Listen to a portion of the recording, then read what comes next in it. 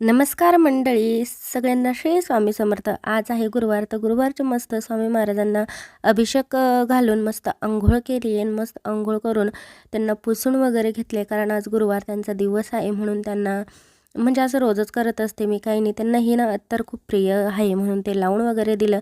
मस्त देव सगळे पूजून घेतले आणि त्याच्यानंतर ना मस्त फ्रेश अशी ताजी ताजी फुलं आणली महाराजांना.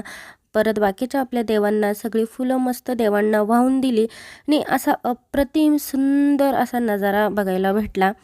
त्याच्यानंतर ना मस्त 1 कप चहा केला. चहा आधी केलेलाच होता पातेल्यात, मग परत अजून एकदा 1 कप चहा केला. मला देवपूजा झाल्यानंतर ना मग मस्त चहा घेतला कपात. चहा पिऊन खूप असं फ्रेश वाटतं म्हणून थोडासा आळस आला की थोडंसं मस्त चहा घेते सकाळी.